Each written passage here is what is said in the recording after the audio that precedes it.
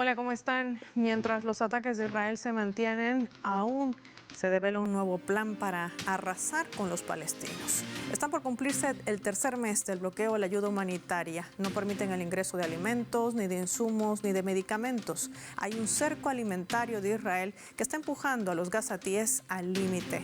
Hoy en el mapa, Gaza, hambruna masiva. Bienvenidos.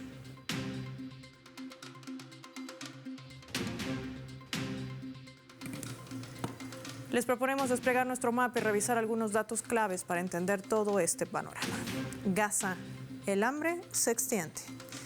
Vamos a desplegar nuestro habitual mapa mundi e identificar, por supuesto, a esta región de Oriente Medio. La tienen allí en nuestro mapa.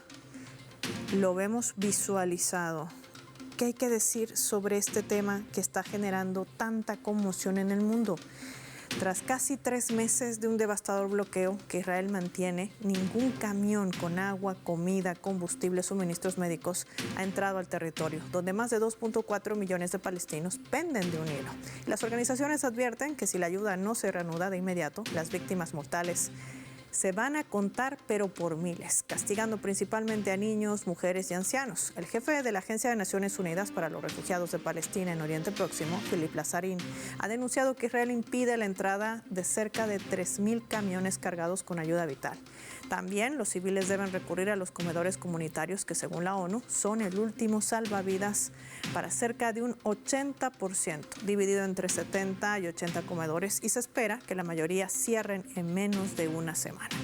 Hay que decir que la Franja de Gaza tiene alrededor de 10 corredores. En nuestro mapa los resaltamos con una franja negra y un cuadro azul, aquellos corredores controlados por el régimen sionista de Israel, los cuales son corredores como Netzarim, Kisufin y Kerem.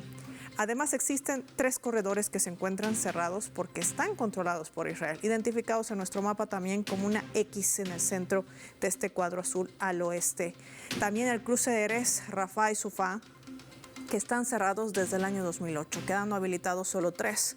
El corredor de Nafalsim en la ciudad de Gaza, el corredor de Moraj, que está cerca de Sufá, en la ciudad de Yan Yunis, y el corredor de Filadelfia, ubicado en la frontera con Egipto.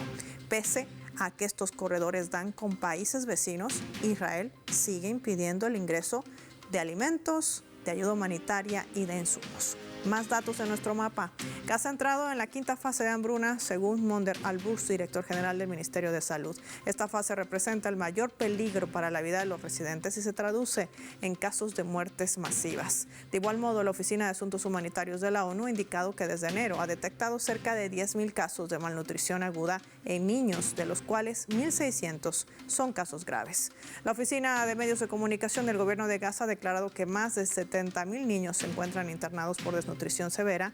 Día tras día, la larga fila también crece. Se multiplican y plasman imágenes desoladoras de hombres, de mujeres exhaustos y niños llorando por obtener un poco de alimento. Hay que decir que también esto está formando parte de la denuncia permanente que hacen algunos gobiernos en el mundo ante la inanición también de algunos otros, hay que decirlo. Hoy vamos a analizar este panorama con nuestros invitados.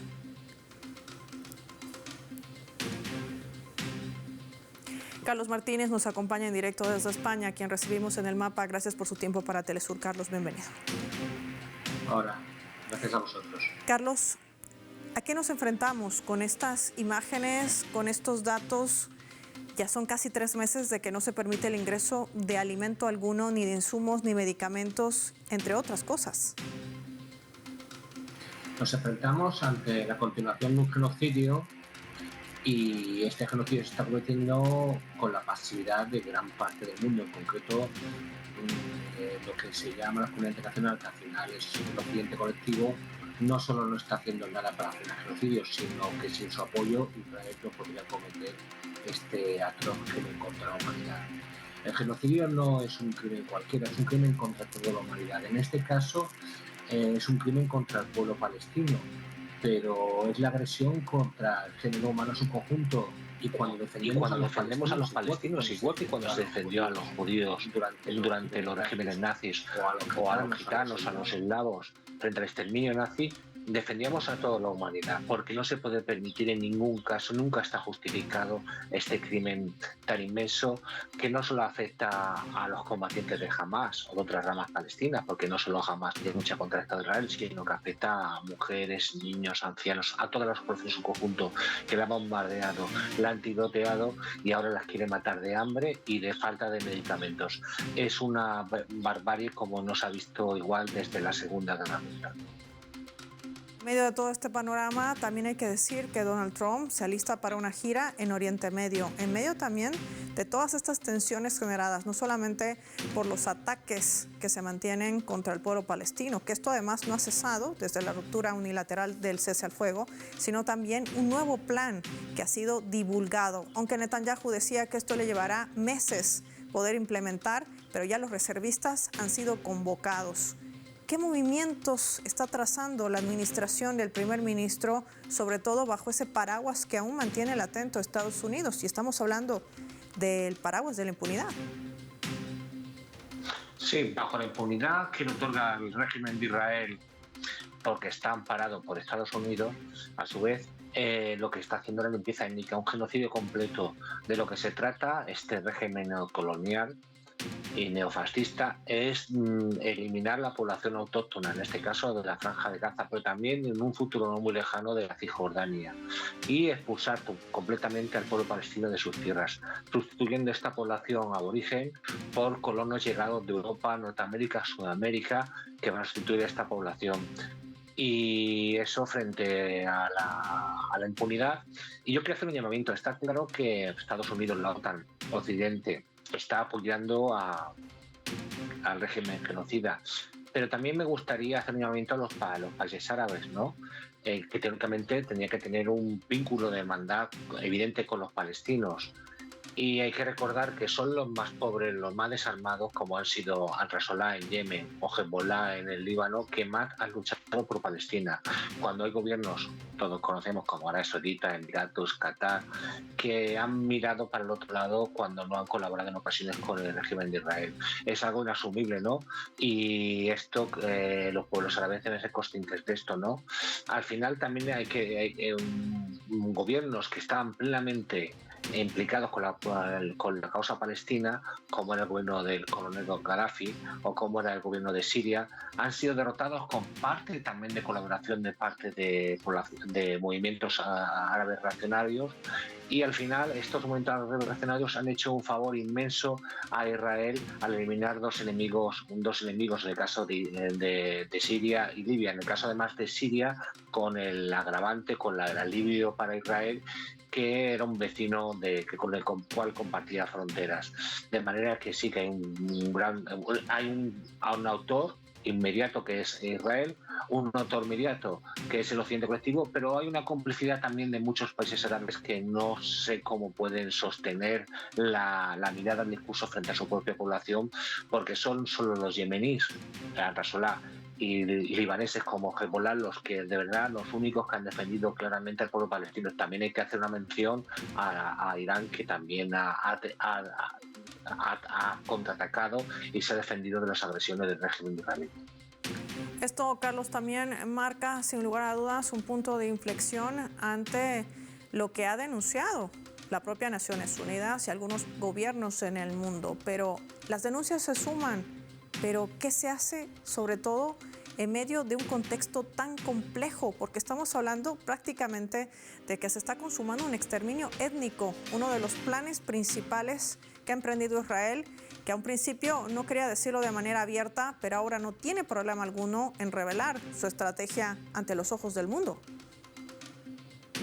Es curioso y paradójico, porque hay que recordar que la ONU se crea y se funda después de la Segunda Guerra Mundial para evitar dos cosas: otro conflicto de ámbito mundial y otro genocidio como el cometieron los nazis contra judíos, pero también contra etnias, gitanos, eslavos, etcétera. Y aquí se demuestra su fracaso. Si bien es verdad que por ahora ha conseguido frenar un conflicto mundial, el sistema de Consejo de Seguridad de vetos ha permitido al Estado de Israel evitar todas las sanciones frente a un evidente caso de genocidio y limpieza étnica.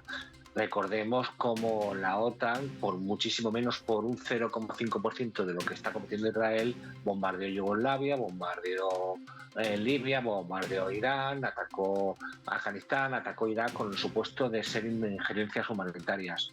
¿Por qué más humanitario sería que acabar con el régimen de Israel? No se me ocurre mejor causa humanitaria. Y aquí es cuando el discurso de la supremacía moral de Occidente se cae de lleno, no se cae de bruces. El apoyo a Israel, que Israel sea un socio privilegiado, que no tenga ninguna sanción por parte de la Unión Europea, demuestra cuáles son los reales valores europeos. Mientras tanto, sancionan a medio mundo, a Venezuela, a Rusia, a Irán, y a Israel es su socio privilegiado y al cual se le compra, se le venden armas, incluso de gobiernos teóricamente progresistas como es el gobierno español.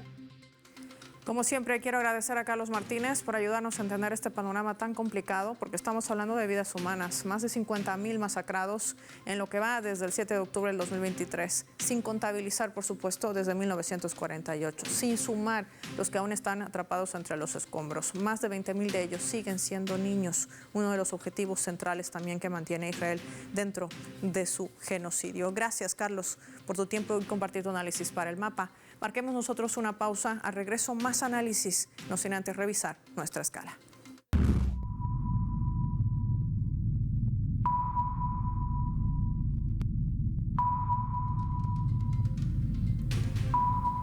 Esta vez a través de la red social de TikTok, en la cuenta donde se están publicando este video que data del año 2001. Es un video donde Benjamín Netanyahu estaba revelando su plan de exterminio contra la población de Palestina. Sí, el momento en que supuestamente apagaban las cámaras de la entrevista y le preguntaban por qué emprender este exterminio contra los palestinos. Israel quedaría mal, pero aún así él dice, eso es lo de menos. Veamos, ya volvemos.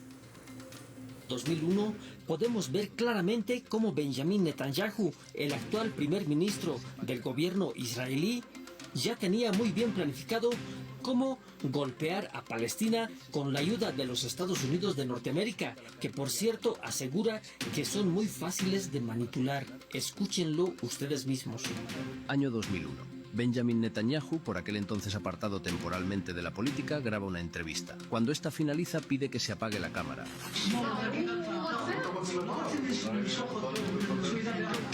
Una vez se siente libre para expresarse, Netanyahu se quita la careta y habla libremente, explicando cuál sería su estrategia para solucionar el conflicto palestino. Pero la cámara no estaba apagada y la cinta finalmente se filtró, ofreciendo un documento muy esclarecedor sobre su forma de entender la relación entre israelíes y palestinos.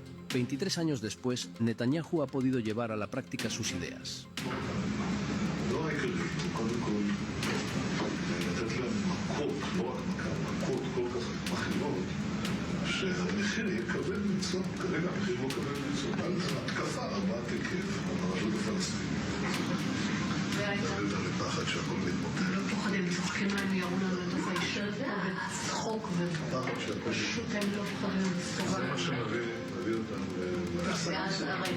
אבל אז שוב פעם העולם יגיד מה אתם חושבים.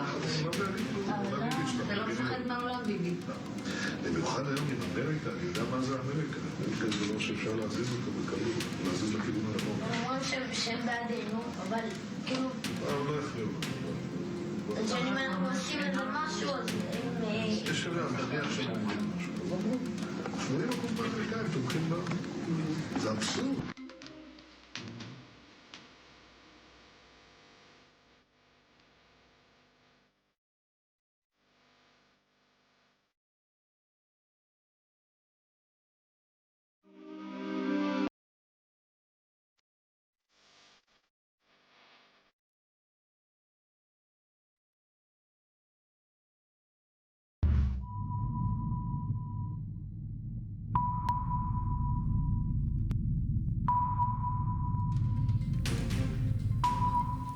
Vamos a sumar otro elemento también para el análisis a través de la fotografía. Lo ven allí, estrechándose la mano. Vemos al primer ministro de Israel, Benjamín Netanyahu, y al presidente de Ecuador, Daniel Noboa. Durante su gira internacional, Noboa ha visitado Israel, donde fue recibido por el premier. También para afianzar, decía la información, sus lazos bilaterales con gran énfasis en temas de seguridad y defensa. Durante este encuentro, Daniel Noboa afirmó que ambos países, escúchese bien, tienen los mismos enemigos. Se refería a la pobreza, al terrorismo y al sufrimiento, comprometiéndose a combatirlos hasta el final. Netanyahu, por su parte, calificó a Noboa como su amigo y aseguró que Ecuador e Israel mantienen unidos frente a las amenazas comunes y que seguirán trabajando para promover la paz, la seguridad y la prosperidad.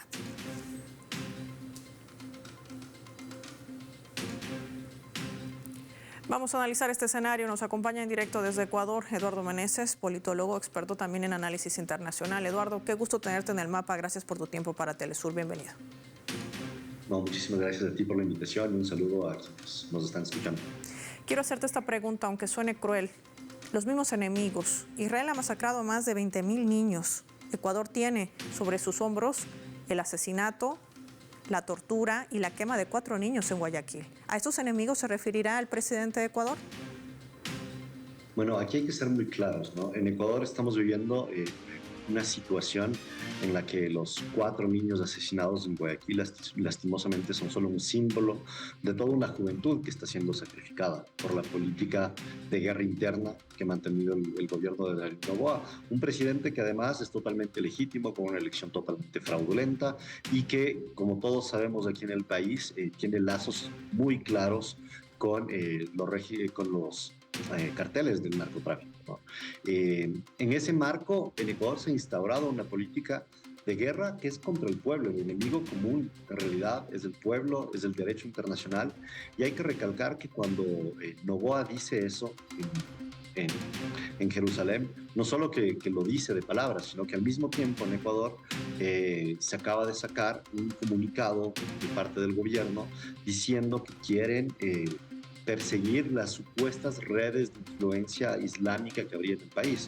Es algo que es totalmente falso, es algo que además nunca ha existido en el Ecuador y es solo una forma de intimidación del movimiento de solidaridad con Palestina. Eso no solo pasa en Ecuador, podemos ver en casos como Francia, con el movimiento de la Francia insumisa, que en este momento se está igualmente abriendo un comité de investigación sobre supuestos lazos con redes islamistas que no existen, que de la misma manera es un ataque con todo movimiento de solidaridad con Palestina, que además la solidaridad con Palestina en este momento del mundo implica la solidaridad con los más pobres, la solidaridad con el derecho internacional, la defensa del derecho internacional, y es lo que Israel está haciendo de forma coordinada en todo el mundo en este momento para criminalizar esa solidaridad. Ahora me gustaría, Eduardo, compartir contigo nuestra leyenda para poder analizar también este otro escenario. Veamos.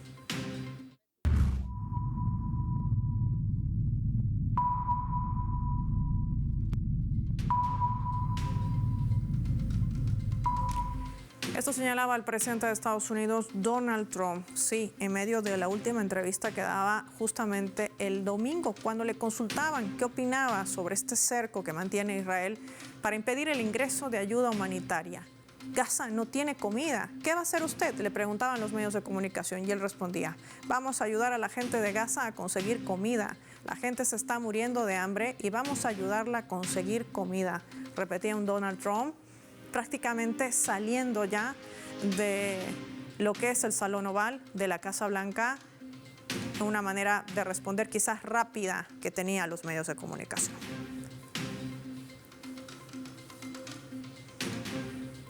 Eduardo, Donald Trump tiene que hacer una gira por Oriente Medio.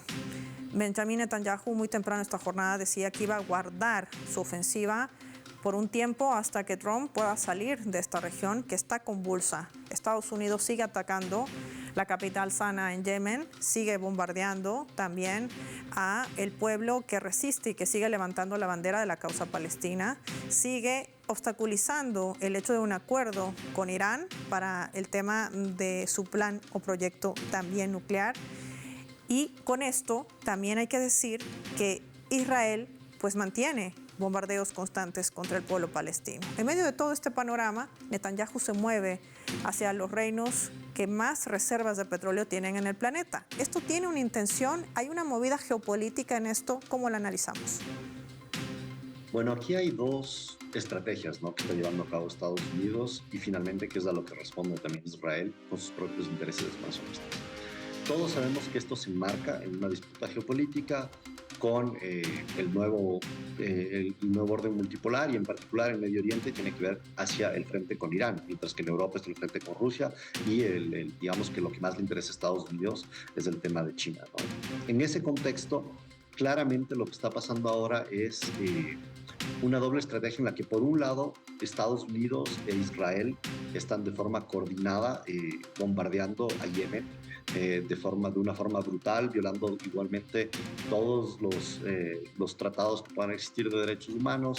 El bombardeo que se dio el día de ayer en Yemen en contra del puerto principal de ese país, en realidad no tenía objetivos militares, en realidad no tenía ningún tipo de estar buscando afectar militarmente a la resistencia yemení, sino que al contrario lo que estaba haciendo es tratar de destruir un puerto a través del cual llega en este momento alimentos, llega todos los insumos básicos para un pueblo yemení que está en situaciones críticas, que también está en una emergencia humanitaria porque lleva años en guerra justamente contra estas aspiraciones imperialistas de Estados Unidos en la región. Entonces, por un lado está la estrategia de Yemen, que lo que trata de hacer es infundir miedo en los países que pretendan seguir un mismo camino de solidaridad o de unirse al eje de la resistencia con Irán y con otros países, ¿no? Por el otro lado está todo el eje, digamos, de tratar de comprar el posicionamiento geopolítico de otros países, como es el caso, como ustedes han mencionado, como Emiratos o otros países, en los cuales son el tipo de presiones de tipo económico. Estamos ahí en términos de una disputa hegemónica global sobre el futuro del dólar, es decir, que gran parte del dólar se mantiene únicamente porque se ha impuesto como moneda de intercambio global, y lo que está tratando de hacer Estados Unidos es mantener esa prerrogativa gracias a los países exportadores de petróleo, puesto que son ellos los que de cierta manera obligan a que todo el petróleo se venda con dólares. Lo que va a hacer Estados Unidos allá es tratar de seguir negociando acuerdos con estos países que van a vender tanto su soberanía como su dignidad al no defender a los pueblos de su región por dólares y por gobernantes que no representan al pueblo, sino que simplemente se están vendiendo a Estados Unidos.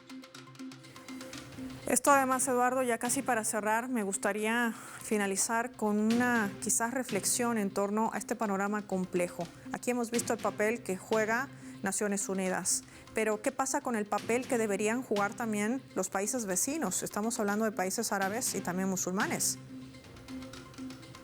Aquí, bueno, estamos con este tema de Estados Unidos está tratando de infundir una diplomacia del terror en Medio Oriente. Nosotros sabemos que históricamente la gran mayoría de países árabes han tenido retóricas de supuesta solidaridad con Palestina, pero la solidaridad concreta ha sido muy corta, ¿no? Ha sido muy, muy baja. Solo Yemen, de alguna manera, algunos grupos dentro del Líbano, ni siquiera el Estado libanés, sino algunos grupos dentro del Líbano han mostrado una solidaridad directa en estos últimos meses. Pero además estamos viendo el hecho de que lo que sucede con Yemen o lo que sucedió con la flotilla de la libertad que estaba viajando hacia Gaza con simplemente activistas de derechos humanos y ayuda humanitaria que venían de todo el mundo, fue también bombardeado. Lo que está haciendo Estados Unidos es eso, es tratar de, a países que nunca habían tenido una solidaridad activa, decirles tengan mucho cuidado si ustedes deciden en algún momento pasar a una solidaridad activa, no se lo permitiremos. Entonces no podemos esperar de ahí que algo vaya a moverse en este momento, a menos que sean los pueblos por sí mismos que terminen rebelándose contra sus gobernantes por esa inacción, ¿no? Queremos agradecer como siempre a Eduardo Meneses por haber compartido su análisis y también su visión en torno a este panorama complejo. Casi 3 meses del bloqueo permanente que mantiene Israel a estos corredores humanitarios, corredores donde no se permite el ingreso ni de comida, ni de agua, ni de insumos médicos en medio del destrozo de más del 50% de las edificaciones. No solamente estamos hablando de hospitales, de escuelas, sino también de viviendas de civiles. Va a finalizar el mapa y lo hacemos como siempre revisando nuestro vector.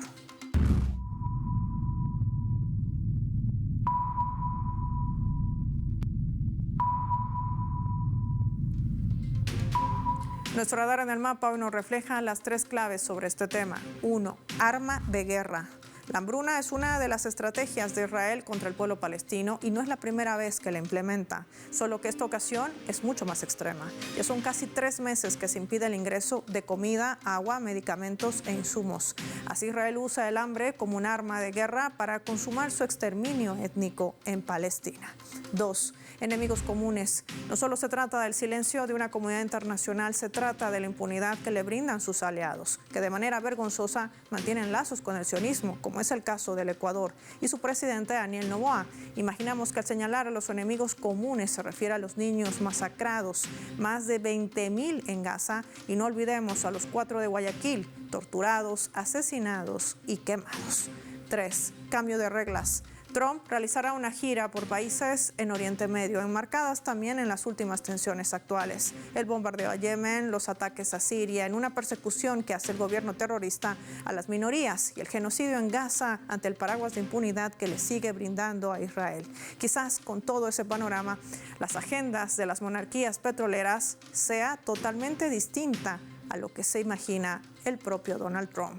Soy Paola Pérez y nos vemos en otra edición del Mapa.